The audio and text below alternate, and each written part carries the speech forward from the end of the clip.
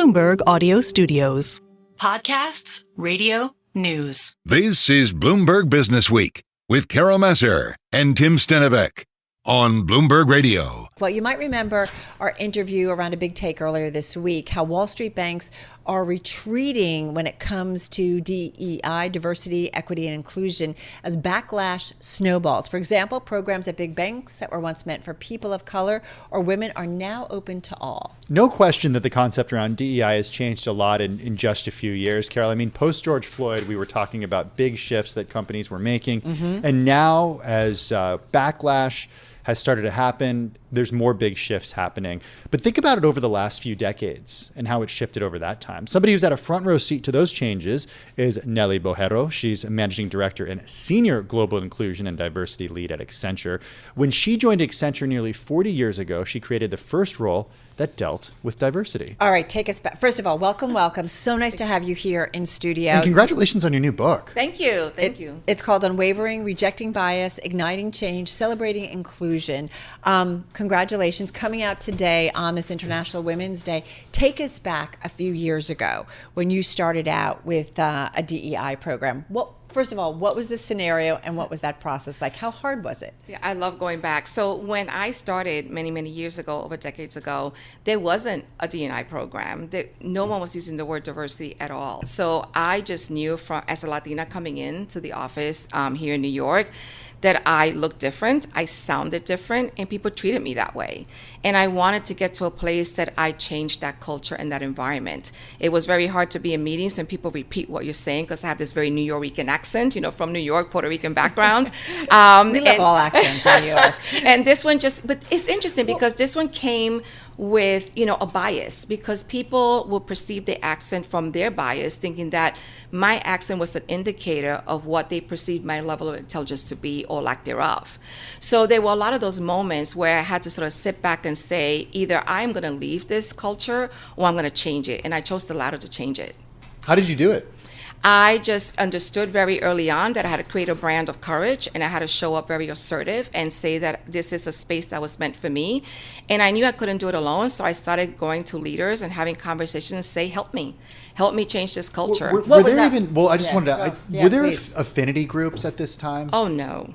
So how do you create a community? And that's what I find that's what I find pretty remarkable about working in a big organization is each organization that you work in, a lot of them do have affinity groups where you can separate into smaller communities, whether they are based on race or gender or based on, family status. They're all different types of affinity groups at a lot of workplaces. How did you find your community of people to support you without that? Yeah, it wasn't easy. So it's interesting because when I go back and look back in that year and that time, there weren't that many of us. We were scattered in different parts of the U.S. So we started to find out about each other, like we used to say back then, through the download. So who's here? Who's like me? And we started having conversations. And there was one experience that we all came together. I mean, all 7 of us. And this was African Americans and Hispanic Americans at the time that we knew of because we didn't have a list to go by and see who was part of the representation.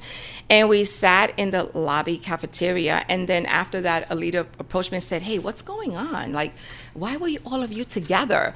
And I said, "We're planning a revolution." So, I just sort of had to have humor in the process too. Well, that's what I kind of wanted to ask you, because I have a feeling of I understand the need and desire for affinity groups to make people feel like that they belong, Yes. right? And they're with people who maybe are going through similar situations, they can talk it through, and then getting notice of leaders of why are you together? What are you talking about?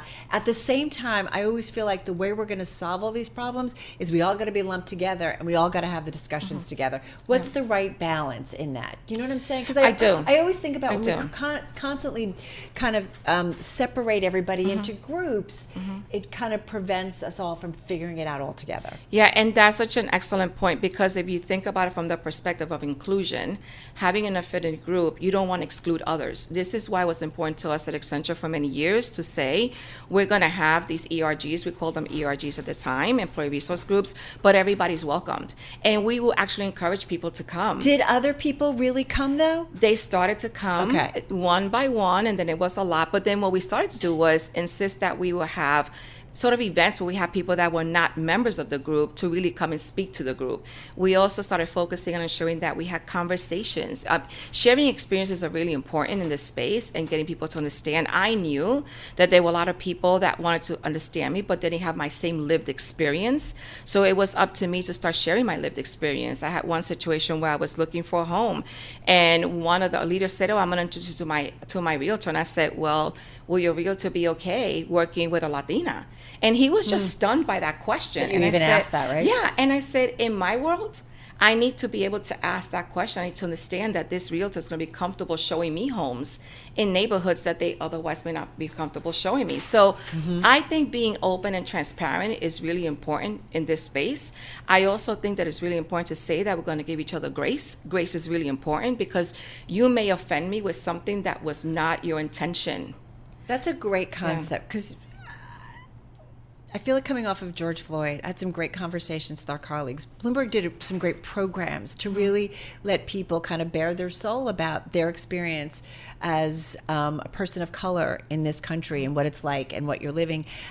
We're going to make mistakes, though. And so how we kind of give each other grace to say, I'm sorry, I didn't understand that was alienating or the wrong thing to say. And I feel like we're not always there with that, but that's an important concept of all of this. It is. And I say that I give people grace, and grace, then what that translates to, I'm educating people because I'm having a conversation.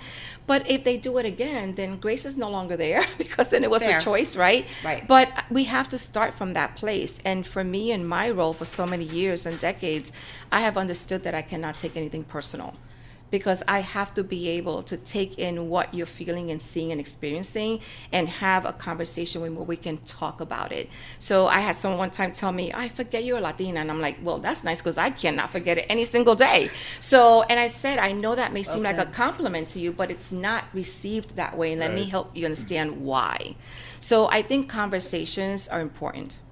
I got to ask, we've had two stories in the past week about the backlash to DEI. Yeah. I talked a little bit about one of them at the top of our introduction to you, but it's clear that at some big companies like Bank of America, internal programs that used to focus on women and minorities have been brought in to include everyone. At Goldman Sachs, their Possibilities Summit for Black college students, it's now open to white students. There's a big backlash happening when it comes to DEI. What do you make of that backlash?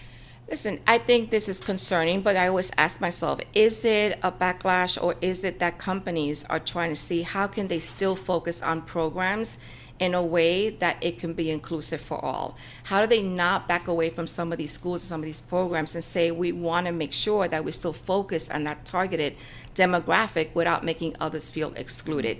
It is a very touchy situation. I can't speak for these other companies. I could speak for Accenture. Have you seen it change at Accenture the other way in recent years? No. Have you seen any concern about a backlash at Accenture over the last 1 or 2 years? No. 100% no. We are committed. We are unwavering, which is the title of the book, Unwavering, because that's the organization I've grown up in and have worked in. I mean, we are committed. We're committed to all aspects of diversity, not just in the U.S., but around the world. It is embedded into what we do. Right, we talked about companies taking it out of their corporate documents. They're kind of official government filings. Doesn't mean they're necessarily backing off on their programs, but they don't want to be targets politically. Here we are in an election season. And post-Supreme Court with this affirmative action, when it rejected affirmative action at the nation's colleges. What do you make of the political winds that are blowing currently? We've got about a minute or so left here. No, they're concerning. I don't want what I worked so hard for 3 decades to go away. I do know that we still need protections and we need focus to make sure that people that are disadvantaged or from a different community still have opportunities to achieve their goals. So I am concerned, but I'm also really hopeful that companies that get why it's important, for example, they have to attract the talent, they have to retain, they have to promote it so they can be successful. So the companies that get the business rationale as to why, they will continue to focus. I do wonder too, Nellie, in just 30 seconds left here, how important it is of having folks in the C-suite or very senior positions that are either Latino or they're people of color or they're women or they're LGBTQ in advancing DEI efforts. And again, just got about 30 seconds. Representation matters. It really does. But does it matter having them in higher positions? It matters. At a company? On our board, 45% of our board is women, 45% is ethnic background. It is important to have the voices in the room, and it's important to have a leader like we have in Julie Sweet that just makes this part of the business agenda. It's just there. It's just there. It just happens. Listen, congratulations on the book. Really smart conversation about it. And I feel like it's going to be, we continue to kind of work our way through it. And it's interesting kind of some of the pushback we're seeing, but good to hear the efforts that you guys are doing over at Accenture. Congratulations on the book. Thank you. Thank you. Nellie Borrero, she is Managing Director, Senior Global Inclusion and Diversity Lead at Accenture. Her new book, Unwavering, Rejecting Bias, Igniting Change, and Celebrating Inclusion.